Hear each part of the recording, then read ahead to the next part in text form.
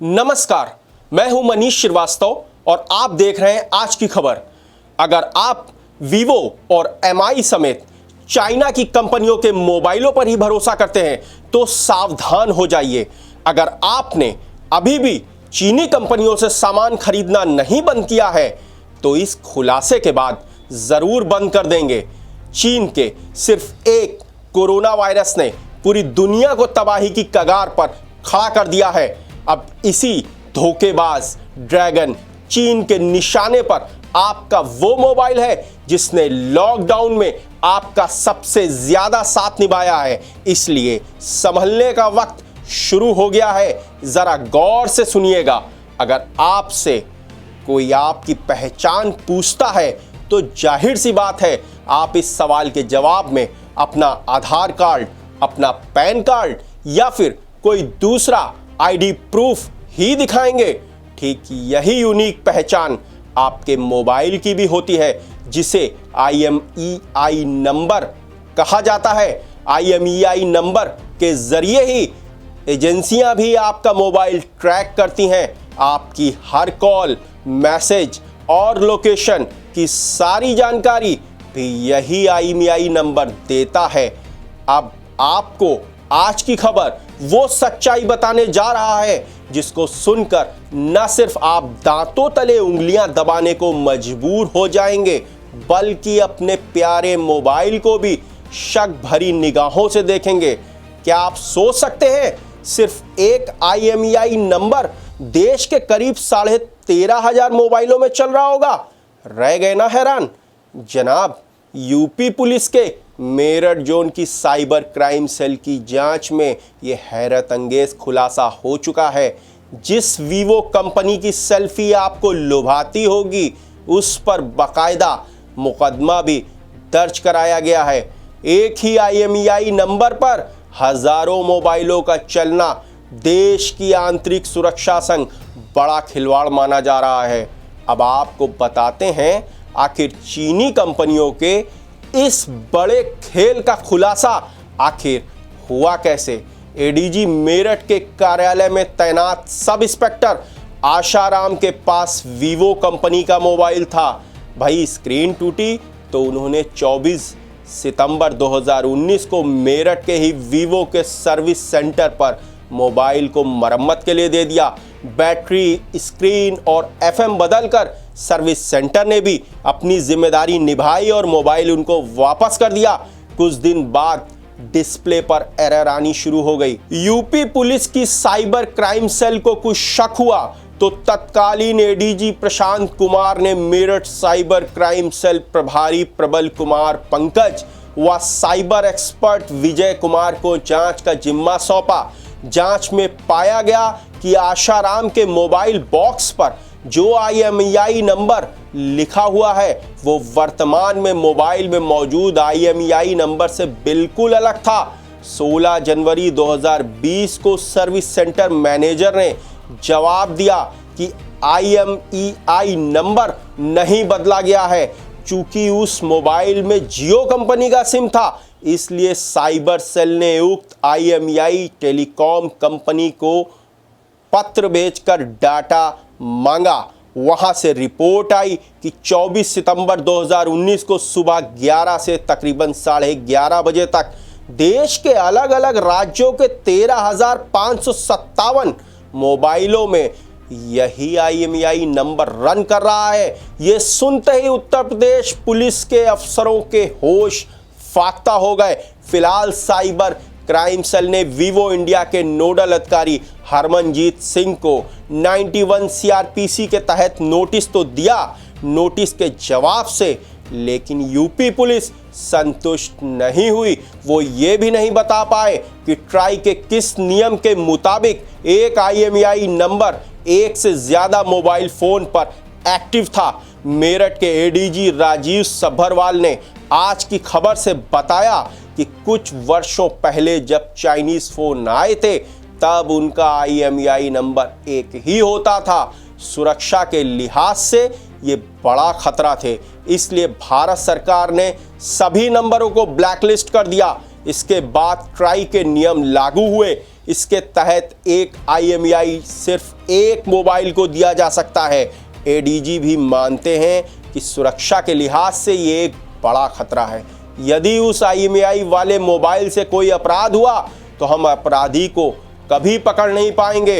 UP police को छोड़िए, देश की पुलिस और तमाम जांच एजेंसियां 21वीं सदी में तकनीक को अपनाकर साइबर अपराध करने वालों पर कितना शिकंजा कस पा रही हैं, ये तो आप भी जानते होंगे। खैर, यूपी पुलिस अपनी जांच तो करेगी ही, लेकिन चाइनीज कंपनियों की धोखाधड़ी कतई नई नहीं है। लगे हाथ मोबाइल के जरिए हो रहे मॉडर्न फ्रॉड की परतें भी खोल ही दी जाएं। Xiaomi नाम तो सुना ही होगा। MI दुनिया की तीसरी सबसे बड़ी और भारत की टॉप स्मार्टफोन निर्माता कंपनी है। MI के स्मार्टफोन तो आपके पास भी ज़रूर ही होंगे। कंपनी हमेशा सस्ते स्मार्टफोन और जानदार फीचर्स के ज़रिए ही आपका ध्यान खींचती आई है।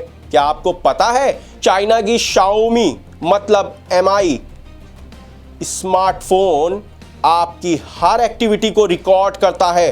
आपके बेडरूम में हो रही हर एक बात भी ये हम नहीं बल्कि साइबर रिसर्चर बोल रहे हैं। जी हाँ, ऐसा ही आंख खोलने वाला खुलासा दुनिया की सबसे मशहूर मैगजीन फोर्ब्स की रिपोर्ट में किया गया था।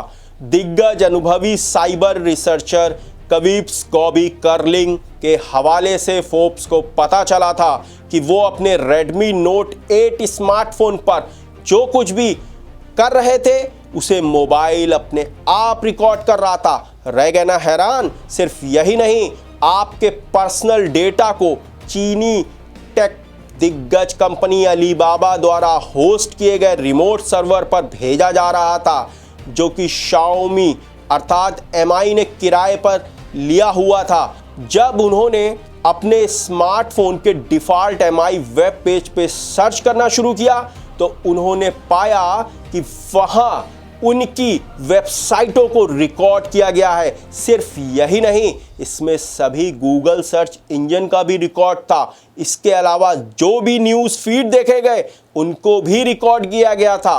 Xiaomi यानी MI का स्मार्टफोन यहाँ तक रिकॉर्ड कर रहा था कि कौन से फोल्डर्स खोले गए और कौन सी स्क्रीन पर स्वाइप किया गया, जिनमें स्टेटस बार और सेटिंग्स पेज तक शामिल थे। चीनी मोबाइल ने सारे पर्सनल डेटा को सीधे सिंगापुर और रूस के सर्वरों को भेज दिया। सारे सर्वर जिस वेब डोमेन के लिए काम करते थे वो सभी चीन की राजधानी बीजिंग में ही रजिस्टर्ड थे। है ना कितना हैरान कर देने वाला खुलासा? अब जरा आगे भी सुनिए। जांच में खुलासा तो यहां तक हो गया कि गूगल प्ले, MI ब्राउज़र और मिंट ब्राउज़र भी एक ही डेटा इकट्ठा कर रहे थे। MI MA10, MI Redmi K20 और MI Mix 3 स्मार्टफोन का एक ही ब्राउज़र कोड है। इसलिए कयास ये भी लगाए जा रहे हैं कि चाइना की ये कंपनी इन स्मार्टफोन्स के जरिए भी जासूसी तो नहीं कर रही। Xiaomi का घिसा पिटा बयान भी सामने आया कि हम सभी स्मार्टफोन यूजर्स की प्राइवेसी का पूरा ख्याल रखते हैं। खैर, Xiaomi ने इस रिसर्च के दावों को तो सिरे से नकार दिया, लेकिन इन दावों के बीच सच्चाई छुपी थी। भारत के प्रमुख साइबर एक्सपर्ट भी साफ कहते हैं कि स्मार्टफोन से छेड़छाड़ होना तो काफ़ी आसान है, इन्हें बगैर ट्रेस हुए विदेश भी ले जाया जा सकता है। रिसर्च एनालिस्ट कहते हैं भारत में तकरीबन 4 से 5% cloned international mobile equipment identity अर्थात IMEI नंबर हैं, यानी कुल 90 करोड़ से ज़्यादा स्मार्टफोन्स में 5 करोड़ क्लोन हैं। मतलब समझ रहे हैं ना आप? जिस मोबाइल को आप अपनी दुनिया बनाए हैं वो आपकी दुनिया का सबसे बड़ा दुश्मन साबित हो सकता है। तकनीक के इस दौर में अब खास टूल की मदद से IMEI को बदलने की काबिलियत भी लोगों के पास आ चुकी है। अब दिक्कत यही है कि सेकेंड हैंड मार्केट के उफान मारने की वजह से क्लोनिंग का जंजाल तेजी से बढ़ रहा है। बिना पकड़े स्मार्टफोन बेचने के लिए सॉफ्टवेयर में नकली IMEI डालने के साथ हार्डवेयर में भी कुछ बदलाव कर दिया जाता है। ये सब आपको नहीं पता चलेगा। सारा खेल मामूली कीमत पर धड़ल्ले से ब्लैक मार्केट में जारी है। टूटे या खराब स्मार्टफोन को रिपेयर करते समय भी IMEI बदलने की पूरी संभावना है। Prevention of tampering of the mobile device equipment identification number rules 2017 के मुताबिक IMEI क्लोनिंग दंडनीय अपराध है, जिसके लिए कई वर्षों की जेल हो सकती है। लेकिन साइबर अपराधियों को इसका कोई डर नहीं। इंडिया के कम्युनिकेशन मिनिस्टर रविशंकर प्रसाद ने centre for development of telematics के बनाए गए centre for equipment information registry का शुभारंभ किया था, जो किसी यूजर के ऑनलाइन पोर्टल पे शिकायत करने पे स्मार्टफोन के IMEI नंबर को ब्लॉक कर देगा। सरकार इस IMEI नंबर को सभी टेलीकॉम ऑपरेटर्स के बीच ब्लॉक करना चाहती है, ताकि कोई भी सिम कार्ड इस पर काम ना करे और चुराया गया स्मार्टफोन बेकार हो जाए। चोरी या खोए हुए फोन को ब्लॉक या ट्रेस करने के लिए सरकार की ओर से लॉन्च किया गया सेंट्रल रजिस्ट्री भी ज़्यादा मददगार साबित नहीं हो पा रहा है। इसकी उम्मीद आप रखिएगा भी मत, क्योंकि चाइना की कंपनियों के स्मार्टफोन के जरिए हो रही खुफिया जासूसी कैसे रुकेगी, इसका कोई प्लान भारत सरकार के पास नहीं है। भारत सरकार के एक्सपर्ट भी बताते हैं कि ना ही यूपी साइबर सेल के पुरोधा और ना ही देश के दिग्गज साइबर एक्सपर्ट अभी तक इस पूरी तकनीक को रोक पाए हैं कि किस प्रकार चाइनीज कंपनियों से खुफिया जासूसी की जा रही है। इसलिए जानकारी ही बचाव है। चाइनीज कंपनियों के स्मार्टफोन आपके लिए ठीक कोरोना वायरस की तर्ज पर काम कर रहे हैं, जो तेजी से फैलने के बाद ही आपको नजर आएगा।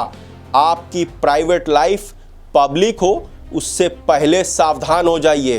देश और दुनिया की बाकी खबरों के लिए देखते रहिए आज की खबर।